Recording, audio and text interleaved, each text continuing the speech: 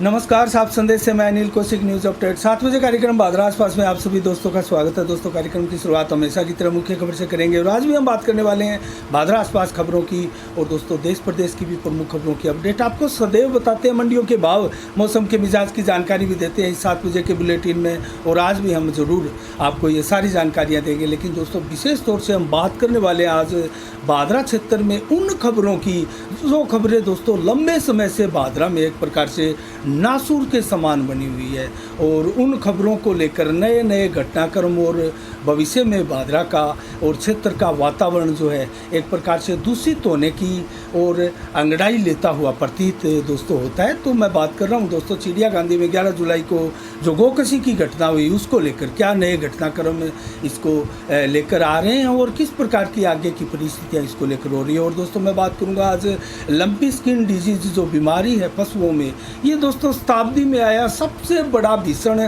संकट है गोवंश पर और इसको लेकर सरकार अभी भी गंभीर नहीं है। और दोस्तों इसको महामारी भी राजस्थान सरकार जो है वो घोषित नहीं कर रही है। इसको लेकर कल जयदीप डूडी और सतपाल नेहरा के नेतृत्व में अनेकों किसानों ने दोस्तों उपखंड जाकर ज्ञापन भी सौंपा था और इसको महामारी घोषित करने की भी मांग की गई थी। दोस्तों बड़ी संख्या में गाँव में, शहरों में, ढाणियों में, वार्डों में जहाँ भी आप देखेंगे दोस्तों, जहाँ गोवंश वो घर वाले रखते हैं वहाँ गायों की, गोवंश की मौतें होते हुए भी बड़ी संख्या में आप आसानी के साथ देख सकते हैं। तो दोस्तों इसी खबर से हम ये शुरुआत करने जा रहे हैं। तो गोवंश पर आए इस भीषण संकट से कैसे बचा जाए दोस्तों, गो प्रेमी और गो सेवक जो है वो लगे हुए हैं लेकिन पर्याप्त संख्या नहीं है, क्योंकि जो गोवंश गो प्रेमी और गो भक्त है दोस्तों वो ज़्यादातर जो गौशाला जितनी भी है दोस्तों उनसे जुड़े हुए हैं।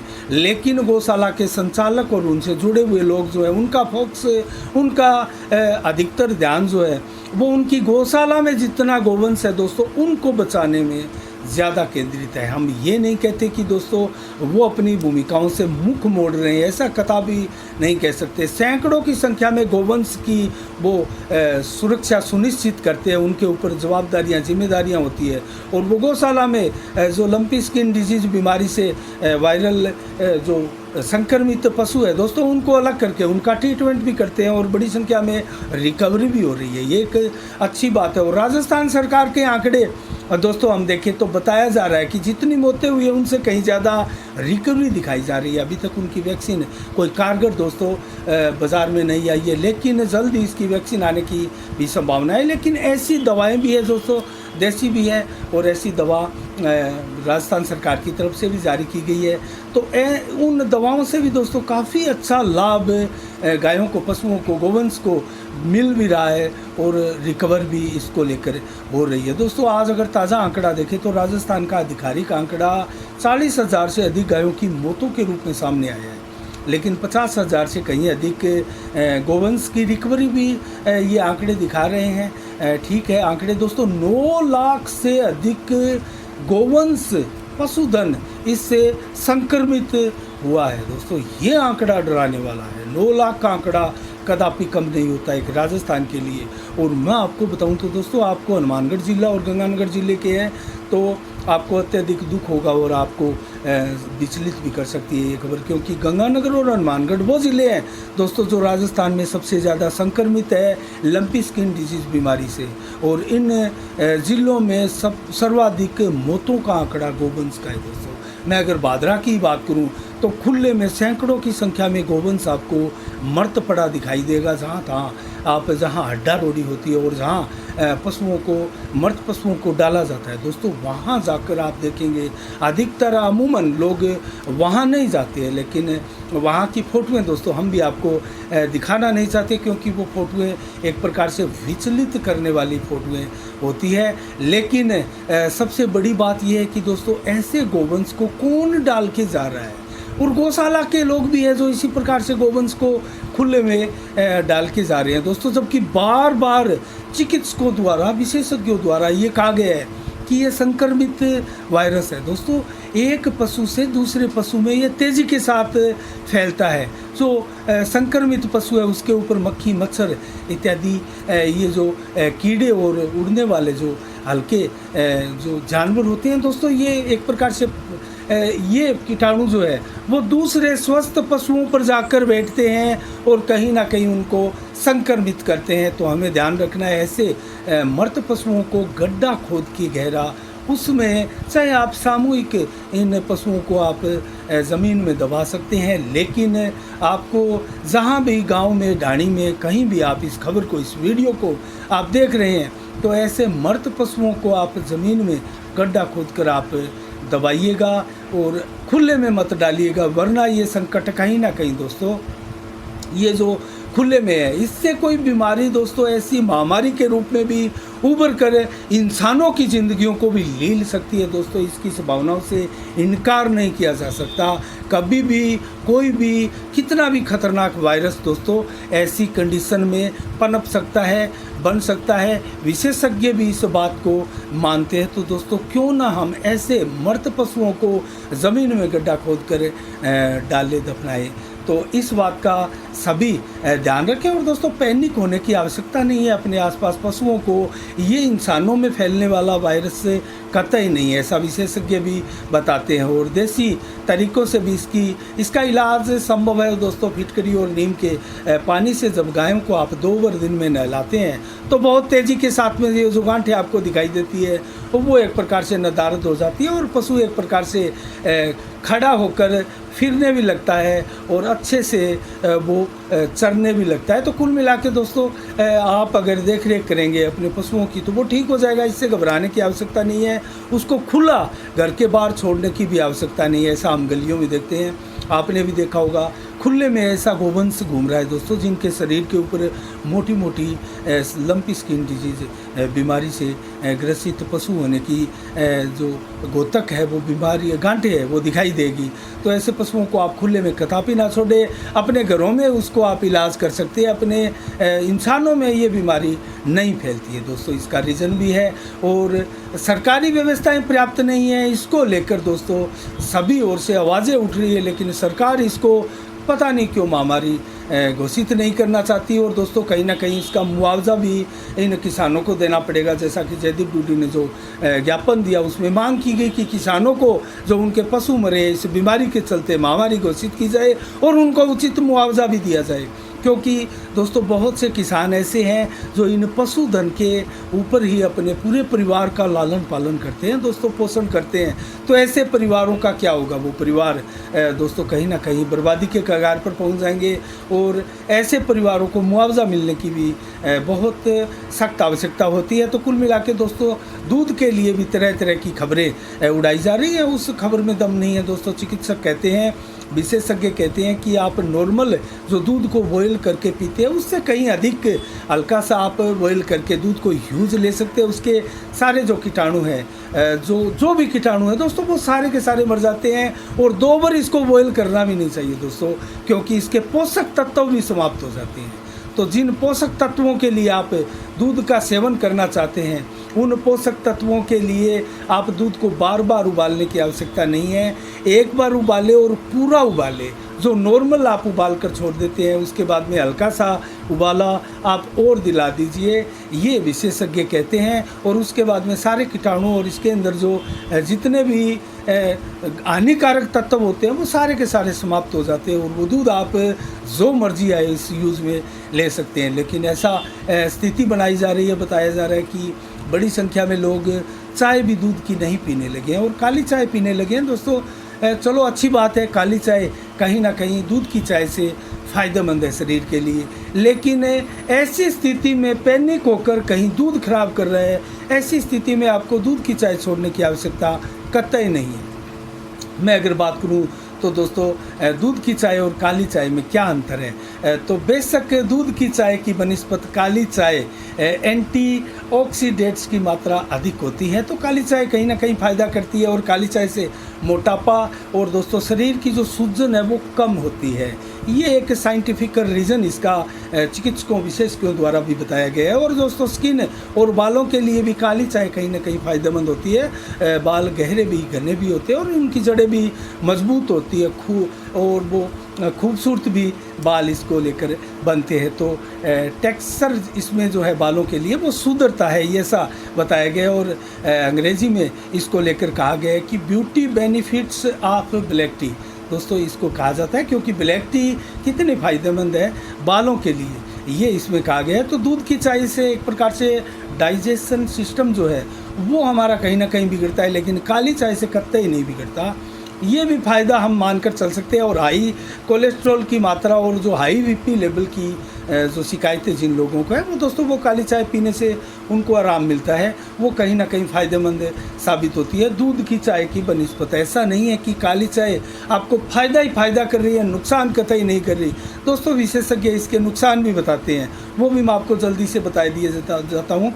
दोस्तों अधिक काली चाय पीने से शरीर में आयरन की कमी होती है, ऐसा विशेषज्ञ मानते हैं। तो आयरन की कमी अगर हो तो ज़्यादा चाय इसको नहीं पीना चाहिए और दोस्तों लिमिट की चाय पीनी चाहिए।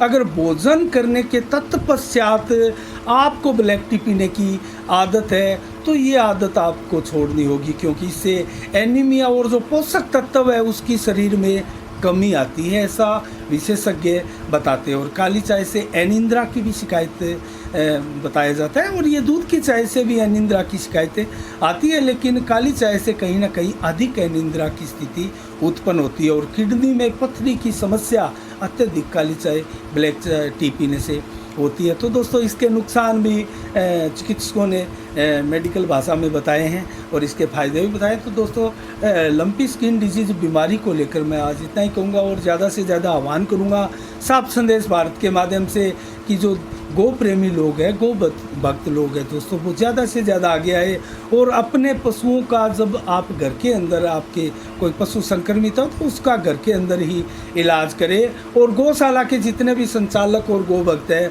वो भी बाहर की संक्रमित गायों को अपनी गौशाला में पनाह देकर उसका शानदार तरीके से आप इलाज कर सकते हैं। इसके लिए आप साधुवाद के पात्र होंगे। और जो बाज़ारों में जो स्थितियाँ पैनिक होती है और जो तरह तरह की चर्चाएं अफवाह के रूप में उड़ती वायरल होती हुई आप देख रहे हैं, उनमें भी कहीं ना कहीं कमी आएगी। तो इसके अलावा दोस्तों अब हम बात करेंगे चिड़िया गांधी के प्रकरण पर भी। और इससे पहले मैं बात करूं तो दोस्तों आज भादरा क्षेत्र में दो महान शख्सियतों की पुण्यतिथि मनाई गई थी। दोस्तों उन महान शख्सियतों में कौन है और मैं महान उनको क्यों कर रहा हूं दोस्तों, क्योंकि एक तो शख्सियत है राम सिंह जी सांखला। दोस्तों उनकी 70वीं पुण्यतिथि उनके परिजनों, उनके परिवारजनों द्वारा मनाई गई और धूमधाम से मनाई गई। हर वर्ष नगर पालिका क्षेत्र में उनकी पुण्यतिथि के अवसर पर शानदार और विशाल कार्यक्रम आयोजित किया जाता है नगर पालिका की तरफ से भी दोस्तों। तो उनके परिवार वालों की तरफ से तो किया ही जाता है। कस्बे के गणमान्य जन इस कार्यक्रम में बड़ी संख्या में भाग लेते हैं, क्योंकि राम सिंह जी कस्बा जो सांखला है वो एक ईमानदार शख्सियत थी और ऐसे दोस्तों मेहनतकश और बहुत शानदार बहुआयामी और विराट व्यक्तित्व के भी धनी रहे हैं। और शानदार उनका व्यक्तित्व इस बात की गवाही देता है कि अनवरत उनके कार्यक्रम में, श्रद्धांजलि कार्यक्रम में भादरा क्षेत्र के अनेकों लोग लंबे समय से भाग लेते आ रहे हैं। इसके अलावा दोस्तों मैं दूसरी शख्सियत का जिक्र करूं तो वो है शिक्षाविद स्वर्गीय धनराज जी पंडित शर्मा। दोस्तों उनका व्यक्तित्व भी बहुत विराट है और ये परिवार अपने आप में एक उच्च कोटि का परिवार इसलिए भी माना जाता है क्योंकि शिक्षा जगत में दोस्तों इस परिवार का भादरा क्षेत्र के लिए बहुत बड़ा योगदान सभी लोग मानते हैं। क्योंकि जब श्याम पाठशाला के रूप में स्वर्गीय श्री धनराज जी शर्मा ने शिक्षा की अलख इस भादरा कस्बे में क्षेत्र में जगाई थी, तो उसके बाद में दोस्तों ये शिक्षा की अलख जो है वो एक ज्योतिपुंज के रूप में पूरे भादरा में प्रकाशवान है। और राष्ट्र निर्माण के रूप में दोस्तों किसी बच्चों को आप कितना बड़ा योगदान उनका मानते हैं, तो ऐसे ही विद्यालयों से निकले हुए वो बच्चे होते हैं जो राष्ट्र का नव निर्माण करते हैं। और दोस्तों इनकी याद में मैं आपको बताऊं तो शनिवार को ही दोनों महापुरुषों की पुण्यतिथियां मनाई गई और श्याम शिक्षण संस्थान में एक ऐसा कार्यक्रम भी आयोजित किया गया श्रद्धांजलि सभा के रूप में। उनके चित्र के ऊपर पुष्पांजलि सभी विद्यालय स्टाफ और अनेकों अनेकों गणमान्यों द्वारा भी अर्पित की गई। और छात्र के होनहार दोस्तों, जो स्कूलों के होनहार श्याम शिक्षण संस्थान के जो छात्र हैं, छात्राएं हैं, उनको, मेधावी छात्राओं को सम्मानित भी इस अवसर पर किया गया दोस्तों। उनको समर्थित चिन्ह, प्रशस्ति पत्र देकर उनका सम्मान किया गया। और इस अवसर पर परिवार के लोगों द्वारा दोस्तों और अनेकों गणमान्यों द्वारा प्रकाश भी डाला गया उनके जीवन पर। उनका क्या विराट व्यक्तित्व था। उनके विराट व्यक्तित्व पर दोस्तों मुझे चंद लाइनें याद आती है कि एक सूरज था कि तारों के घरानों से उठा, एक सूरज था कि तारों के घरानों से उठा, आंखें हैरान थी कि क्या शख्स ज़माने से उठा। दोस्तों ये उनकी श्रद्धांजलि में बहुत कम प्रतीत होता है। और हम साफ संदेश भारत की तरफ से इन दोनों महान पुण्य आत्माओं को श्रद्धांजलि, सच्ची श्रद्धांजलि अर्पित करते हैं दोस्तों। क्योंकि जो शरीर है दोस्तों, ये नाशवान है, 5 तत्वों से बना है, इसी में ये मिल जाना है। लेकिन कहीं भी आपको अगर प्रार्थना करनी हो ऐसी पुण्य तिथियों के ऊपर, तो आप दोस्तों, आपको प्रार्थना ये करनी चाहिए कि जो पुण्य आत्मा आज हमारे बीच में उपस्थित नहीं है, भगवान उन्हें मोक्ष प्रदान करे। तो दोस्तों इसी के साथ हम अब उस खबर पर आते हैं जिस खबर को लेकर घटनाक्रम भादरा में तेज़ी के साथ बदलते जा रहे हैं। और दोस्तों उन घटनाक्रमों में एक ऐसा भविष्य का डर दोस्तों सभी वर्गों को दिखाई देता है। दोस्तों सांप्रदायिक सौहार्द किसी भी क्षेत्र का, किसी भी गांव में, किसी भी वार्ड में, किसी भी शहर में खराब नहीं होना चाहिए। और इसकी वकालत सभी लोगों को करनी चाहिए। और दोस्तों ईमानदारी के साथ अगर बात करें तो सभी को एक दूसरे के साथ सामंजस्य के साथ मिलकर रहना है, इस भारत की शान बनकर। और इस भारत के भूमि पर सभी कार्यक्रमों को आयोजित करते हुए, अपने अपने धर्मों की अलख जगाते हुए, अपने अपने धर्मों के प्रति समर्पित होते हुए सभी को जो है एक दूसरे के धर्म का सम्मान भी ज़रूर करना चाहिए। दोस्तों ये बहुत बड़ी बात है। और इसको लेकर बहुत बड़े सवाल भी बार बार उठते हैं। क्योंकि दोस्तों जो एक दूसरे के धर्म का सम्मान करते हैं तो इससे कहीं ना कहीं बहुत ज़्यादा सांप्रदायिक सौहार्द कायम भी होता है। प्रेम, भाईचारा, स्नेह, प्यार, दुलार जो है दोस्तों चारों ओर कीर्ति के रूप में फैलता है। और कहीं ना कहीं कस्बे का, गांव का, वार्ड का जो वातावरण होता है वो बहुत शानदार तरीके से प्रफुल्लित होकर एक फूल की भांति खिला हुआ, खुशबू प्रदान करता हुआ दोस्तों बनता है। तो ऐसे ही वातावरण को हमें एक बार फिर से कायम रखना है। और इसकी जिम्मेदारी दोस्तों प्रशासन पर जितनी है उतनी ही सभी धर्मों के लोगों पर भी है। ये किसी एक धर्म का, एक वर्ग की ठेकेदारी नहीं है दोस्तों। ये सभी वर्गों के लिए और सभी धर्म के लोगों के लिए जायज़ बनती है और जायज़ प्रतीत होती है। और दोस्तों उनको इस प्रकार से जो है अपना धर्म का निर्वाह भी करना चाहिए। मैं बात करूंगा दोस्तों 11 जुलाई को जो गोकशी की घटना हुई थी, उसके बाद में लगातार दोस्तों घटनाक्रम भादरा में घटित होता जा रहा है। और अनेकों अलग अलग तरह की बातें, अफवाहें, चर्चाएं सोशल मीडिया पर पोस्टें लगातार जारी है। और दोस्तों यही रीज़न है कि जब से ये घटना हुई है और जो 4 दिन आंदोलन चला था गोकशी की घटना को लेकर, और जो पुलिस द्वारा बलपूर्वक उसको हटाया गया था, उसके बाद में 123 लोगों को नामजद अभियुक्त भी बनाया गया था, 60-70 लोगों की गिरफ्तारियां भी हुई थी। उसके बाद में उनको जमानत के ऊपर छोड़ दिया गया।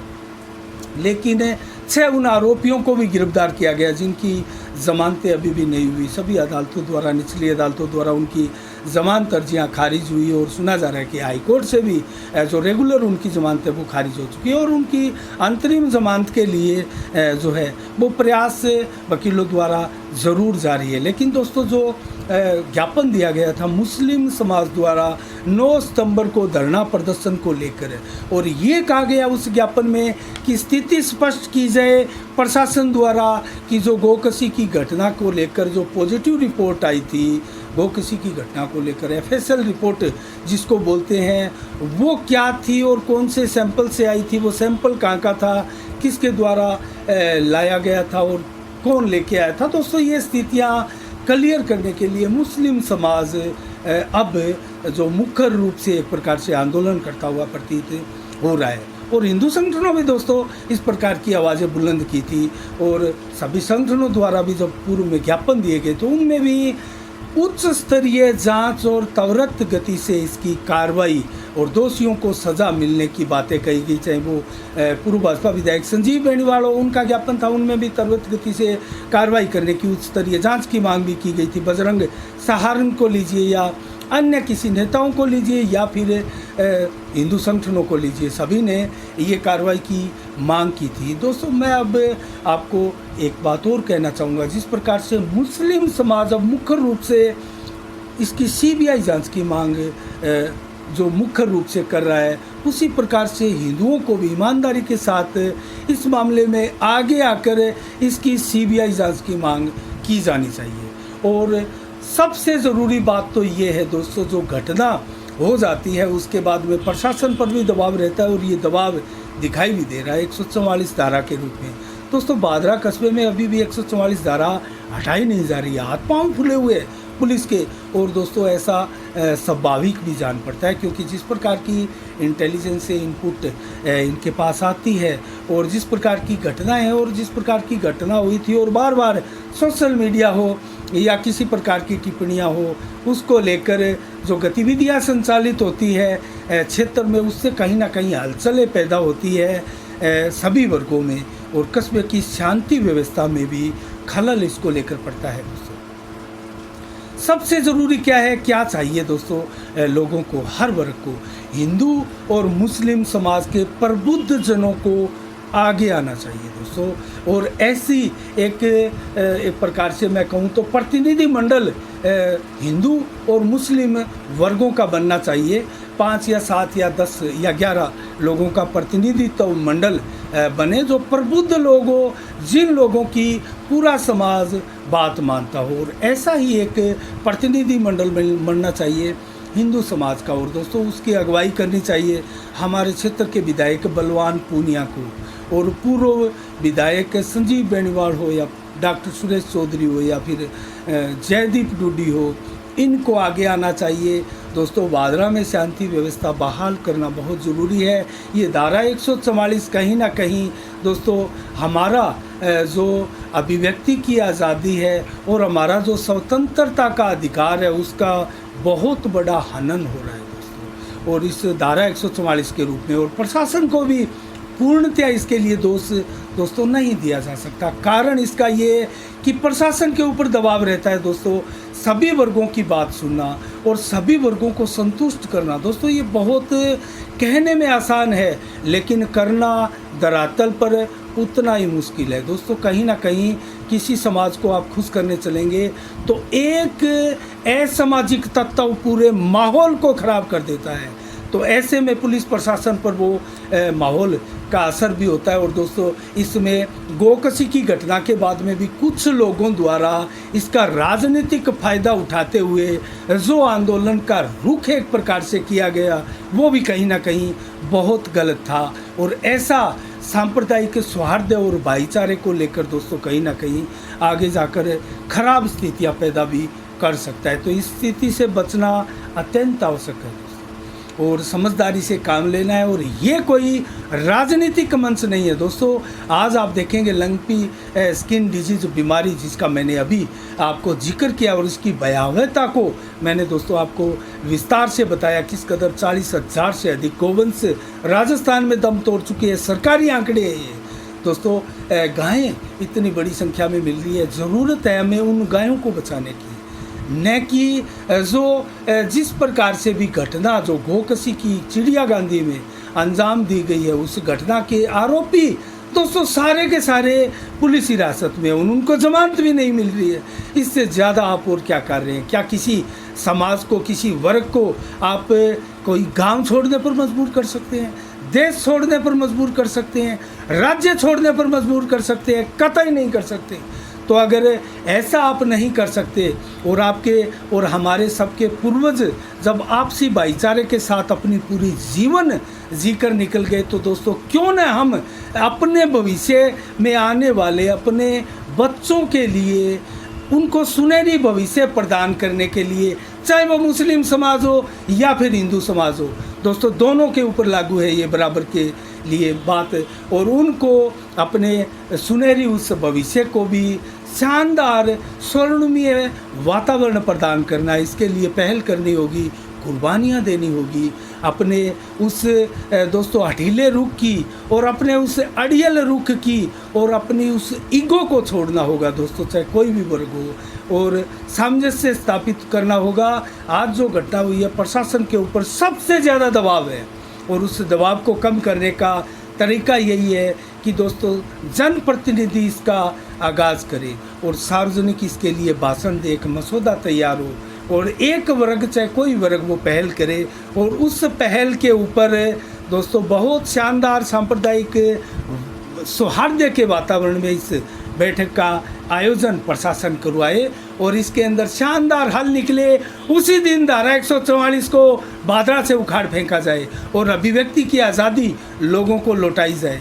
दोस्तों ऐसा बहुत ज़रूरी है। साफ संदेश भारत के माध्यम से दोस्तों जो समीक्षा आज हमने की, आपको कैसी लगी आप हमें कमेंट बॉक्स में ज़रूर बता सकते हैं। इसके अलावा गणेश महोत्सव की दोस्तों कस्बे में धूम है, चाहे वो गणेश उत्सव मंडल का हो या युवा गणेश मंडल की तरफ से जो फूलदास जी की छतरी में चल रहा है हो या फिर गुड़ मंडी महागणपति मंदिर में आयोजित हो रहा हो, दोनों की धूम है और 5 अगस्त तक चलेगा। और 5 अगस्त को दोस्तों श्री गणपति के विसर्जन की यात्राएं निकलेगी। जो मिट्टी की प्रतिमाएं बनाई गई है उनको जल में विसर्जन उनका किया जाएगा। तो शाम को संध्या भजन संध्या का आयोजन भी होता है और सुबह शाम आरती वंदना और सवामणि के भोग आदि की भी लगातार दोस्तों कार्यक्रम धार्मिक आयोजन चल रहे हैं और रामलीलाओं की भी रिहर्सलें चल रही है।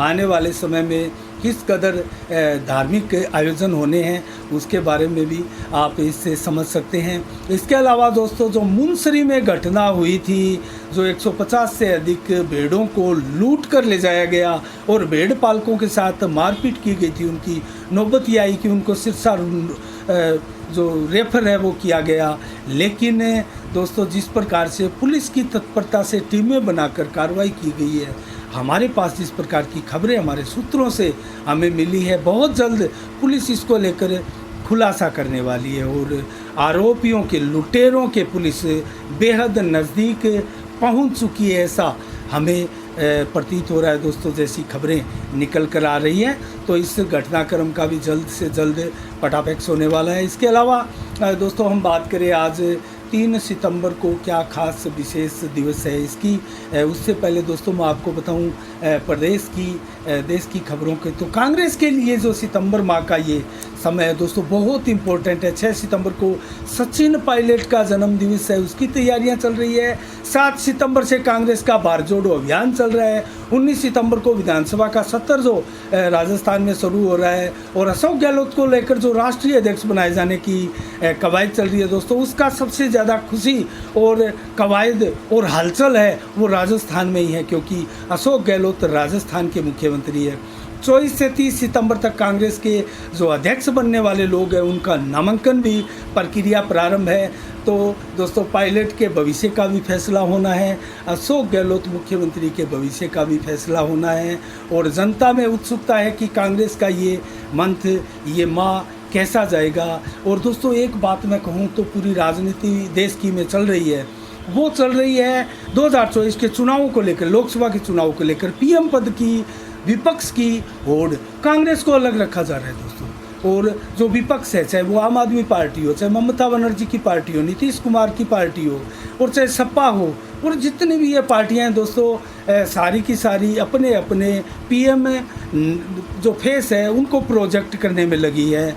कांग्रेस को कोई नहीं पूछ रहा है और कांग्रेस से अलावा विपक्ष बनने की ओर अग्रसर हो रहा है। तो क्या ये कामयाब होगा? मोदी के मुकाबले में दोस्तों कहे तो ऊंट के मुंह में जीरे के समान ये प्रतीत हो रहा है। जब तक पूरा विपक्ष एक नहीं होगा, नरेंद्र मोदी को ये टक्कर शायद संभवतः नहीं दे सकते। वर्तमान के परिवेश में तो यही लगता है। विशेषज्ञों की और विशेषज्ञ जो चुनावी और गणितज्ञ समीकरण के पंडित हैं दोस्तों, उनका तो लगभग यही आंकलन है। इसके अलावा दोस्तों हम बात करें आज के खास दिवस की, तो आज 3 सितंबर को दोस्तों 1971 को कतर एक स्वतंत्र राष्ट्र बना था और 2009 को आंध्र प्रदेश के मुख्यमंत्री वाईएस रेड्डी की हेलीकॉप्टर दुर्घटना में मृत्यु हो गई थी। और कमलापति त्रिपाठी जो कि लेखक, पत्रकार और स्वतंत्रता सेनानी और प्रमुख राजनीतिज्ञ थी, उनका जन्मदिवस आज के दिन मनाया जा रहा है। और प्यारे लाल जो कि लक्ष्मीकांत प्यारेलाल के नाम से आप संभवतः ज़्यादा जानते होंगे,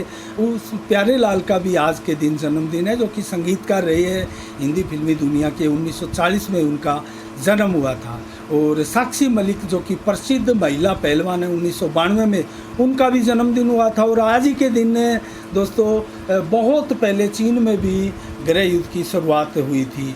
तो कुल मिला के दोस्तों अब बात करें जल्दी से नौहर से हमारे जो मंडी के भाव है उसकी, तो ग्वार के भाव 4650, चना के भाव 4850 और गेहूँ के भाव 2215 और जौ के भाव 2501 और दोस्तों बाजरी के भाव 2195 और सरसों के भाव 5850, जबकि मोट के भाव 7478 और काले तिल के भाव 11900 रहे। और रावतसर मंडी में ग्वार 4580, चना के भाव 4437, तारामीरा के भाव 4850, मूंग के भाव 5050 और जौ के भाव 2525 और गेहूं के भाव 2183 रहे हैं। और एलनाबाद मंडी में नरमा 9625, सरसों के भाव 5711, ग्वार के भाव 4510, चना के भाव 4450 है, गेहूं के भाव 2180, जबकि संगरिया मंडी में गेहूं के भाव 2129 और सरसों के भाव 5755, ग्वार के भाव 4005 है। आदमपुर मंडी में नरमा 10,311, कपास के भाव 8650, ग्वार के भाव 4700, सरसों के भाव 5851 है। और फतेहाबाद मंडी में नरमा 9650 रुपये, कपास के भाव 8625 रुपये, जबकि गंगानगर मंडी में नरमा 9551, सरसों के भाव 5800 और ग्वार के भाव 4550 है। और आज की सिरसा मंडी में अंतिम मंडी में नरमा 9872, कपास के भाव 8225, गेहूं के भाव 2190, सरसों के भाव 5665 और ग्वार के भाव 4500 रुपये प्रति कुंटल है। और इसके अलावा मौसम का मिजाज बताएं तो दोस्तों आज भी मौसम जो है 39 डिग्री टेम्परेचर रहा और 40 से 39 के बीच में रहा। दिन भर बरसात का मौसम रही है, तेज़ हवाएं आज भी चली और 14 से 18 किलोमीटर की रफ्तार से हवाएं चली। कल 4 सितंबर को भी बरसात कहीं नहीं है, लेकिन मौसम का जो कड़ा रुख है वो आपको दिखाई देगा और मैक्सिमम 37 से 39 डिग्री टेम्परेचर दिन भर में रहेगा। और रात्रि को भी देर शाम 32 से 34 डिग्री टेम्परेचर रहेगा। 14 से 18 किलोमीटर की रफ्तार से रात्रि को, तो दिन में 14 से 25 किलोमीटर की रफ्तार से हवाएं चलेगी। और बादल जो है वो 20 से 30-40% ही आसमान में छाए रहेंगे। तो दोस्तों ये रहे आज के 7 बजे के मुख्य बुलेटिन के समाचार। कल ठीक शाम 7 बजे फिर आपसे रूबरू होंगे नई खबरों के साथ, नई घटनाओं के साथ, समीक्षा के साथ। तब तक के लिए आप अपना ख्याल रखिएगा, मुझे दीजिएगा इजाज़त। साफ संदेश से मैं अनिल कौशिक, नमस्कार, जय भारत, जय जय राजस्थान।